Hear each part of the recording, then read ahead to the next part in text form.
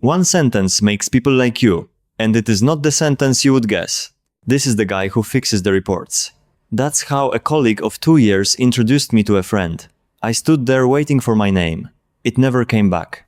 Most people think usefulness is the currency. It isn't.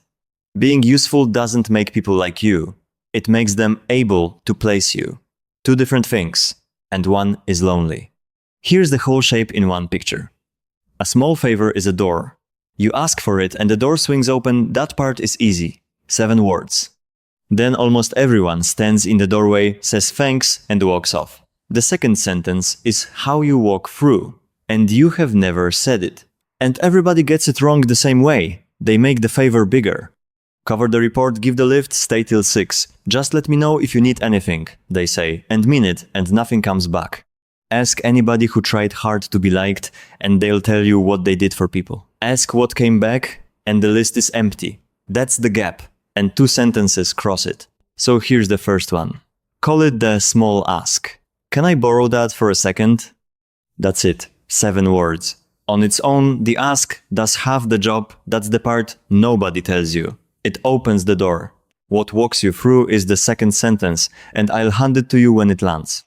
There's also one polite phrase that shuts that door with you outside. You learned it as manners, and you'll reach for it every time. That comes last. So why would 7 words open anything at all? Here's the uncomfortable answer. Jecker and Landy ran a rigged quiz where students won cash. Then the man running it asked for it back. I paid for this out of my own pocket, would you mind? Some gave it straight back into his hands. Others handed it to a secretary for the department. Same money either way, and only the ones who put it in his hand walked out liking him. And the honest edge. In that study, the favor was real money, not a pen. So it isn't the price, it's whether they had to do something. Take a pen from the cup by the printer and nobody did anything for you. Ask for the one on her desk and she has to look up, reach, hand it over. Same pen, one door. So what is turning? Once somebody has done a thing for you, they have to explain to themselves why. The cheapest explanation on the shelf is, well, I suppose I like him, the pressure that makes you defend a bad purchase for years. So the favor was only the handle, the door is the thing, and 7 words open it. Which leaves the question you should be asking by now. If 7 words open the door, what exactly do you say once it's open? You don't say them though. They'll think, I can't do it on my own. That's the line that keeps the door shut, and you said it to yourself this week. Alison Wood Brooks ran that fear down in a study at Harvard. And it's a fiction. Ask advice on something hard and they rate you more capable, not less. On something easy, it costs 4 seconds. It works hardest on the person you pick, which Brooks measured too. Not, does anybody have a pen? To the ceiling. Her. So watch what 7 words do on 4 seconds. You're filling in a form and your pen dies. Sorry, is that yours? She says, take it, without looking up. 4 seconds, door open. And here's where it dies. You finish the form, you put the pen back, you say thanks, you walk off. The door stood open a minute, and you stood in it. So here's the second sentence, the one I owed you. Call it the way in. 2 halves without stopping. What her thing did, then a question only she can answer. Your pen got the whole form done in one go. You've been here longer than me, what's the trick with the printer? 2 halves. 1 breath.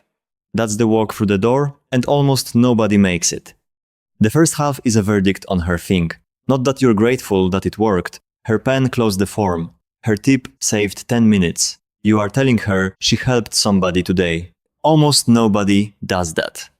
The second half hands her the chair. She knows, you don't. And she has something to say that isn't you're welcome, the conversational equivalent of a door closing. So how do you build it? 1 rule for the first half, 3 for the question. The first half has to be a result they can picture. Thanks, that really helped, is a feeling, and feelings evaporate. That saved me a trip to the 3rd floor is a picture they see the trip you didn't make. If they can't see what their thing did, the door shuts. Then the question. 1. Their territory, not yours. This floor, that desk, the thing they just put in your hand. Do you know where the printer is? Is you asking again. What's the trick with this printer? Is her knowing something. Same room, opposite direction. 2. Answerable in one breath, or it's homework, and homework gets a short answer. 3. Not yes or no. Is it busy today? Dies in one word. The printer question opens the door wider. 2 halves. Any door. A neighbor holds the lift while your arms are full. You just saved me 2 trips. Which floor here is the quiet one? Somebody in the gym hands you the clip you were hunting. That was the one I was missing. I got the last set done. What do you do on days you can't be bothered? Picture first, question second. The picture closes the ask. The question opens the door wider, and that second sentence is the one they end up liking you for. So watch it land back on that form. She looks up for the first time. She says the printer's been broken since before she started, and points you at the one upstairs that works.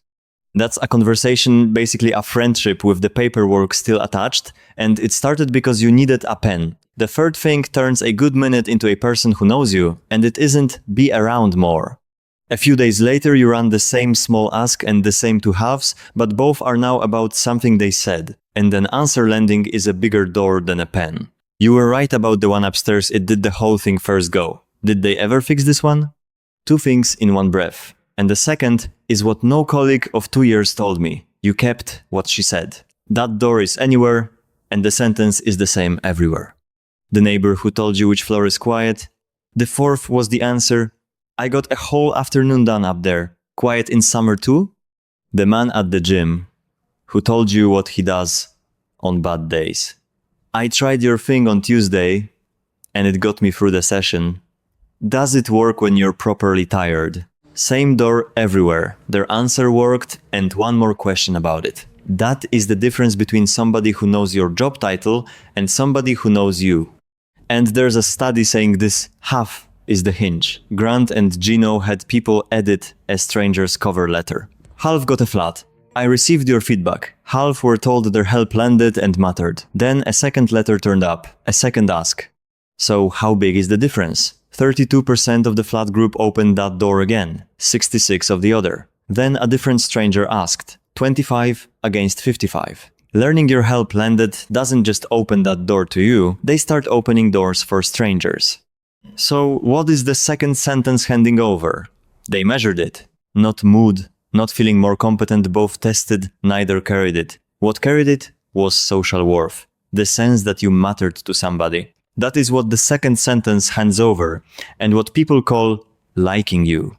Honest edge. The words in that study were thank you words, and nobody has run picture against thanks head to head. That part is my read, not their finding. What they proved is harder. The helper has to learn it landed, and the thanks that says nothing shuts the door. Same with the small ask twice in a week reads as need. So make it expensive. The one you pass every day, known only by job title, say one thing about their life that isn't from HR. Nothing. A year of walking past that door, and it never opened once. So here's the version that kills it, the one I left for the end, apologizing for the ask. Sorry to bother you, I know you're busy, you really don't have to.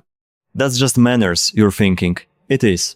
And manners cost exactly what the ask was worth. So they cancel it, you take back the yes, and they like you less than before you asked. Say it flat. Can I borrow that for a second? No preamble, no apology, the way you'd say the time. Remember the colleague who introduced me as the guy who fixes the reports? I learned these 2 sentences at the next place. 3rd week in, 4 names, a stapler down the hall. The old me walks to the supply room and speaks to nobody for a month. Instead, I asked. Then I walked back with the second sentence. That saved me a trip to the 3rd floor. You've been here longer than me. Is it always this dead in the mornings? She said, it's dead until 10 and then a zoo, and asked what team I was on, which was, apparently, the longest anybody had spoken to me in 3 weeks without handing me a form. A week later, she came to my desk. Do you have a charger? Her turn, her ask, her door. She wouldn't have crossed that floor the week before, and I earned it with 1 ask and 1 question. 3 studies, 2 sentences. Brooks. The fear of asking is a fiction. Jecker and Landy. What turns people is having acted. Grant and Gino. What keeps them turning is learning it landed. None starts with being useful. So here's your task this week. 20 seconds, and the only cost is asking. When? Before lunch tomorrow, you'll be about to do something slightly awkward alone, reaching past somebody, carrying two things. That flicker is the signal. WHO, not your closest friend, whose door is already open. One desk further out, the person you know only by job title. 1. The small ask. 7 words, flat, no apology, and the door is open. 2. Before you leave that floor, come back and give them the picture. Not thanks what their thing did for you, in something they can see. It saved you a trip, it closed the form, it got you out 10 minutes early. 3. Straight after it, no gap. One question they're the authority on. Their floor, their desk, the thing that was in your hand. Not yes or no. 4. A few days later, the same small ask, and this time the picture is about their answer, not their pen. 4 beats. 3 of them are free. So, which do you think you'll skip? One rule. Don't apologize. And if the answer is no, that's a busy Tuesday, not a verdict. Say, no problem. Ask the next desk. Think of the last person who forgot your name by the end of the month. It was never that they didn't like you. The door was there the whole time, and you called walking past it being considerate. Nobody became a friend by being the guy who fixes the reports. Say the 2 sentences tomorrow, then put your last introduction in the comments. How many of you got a job title instead of a name?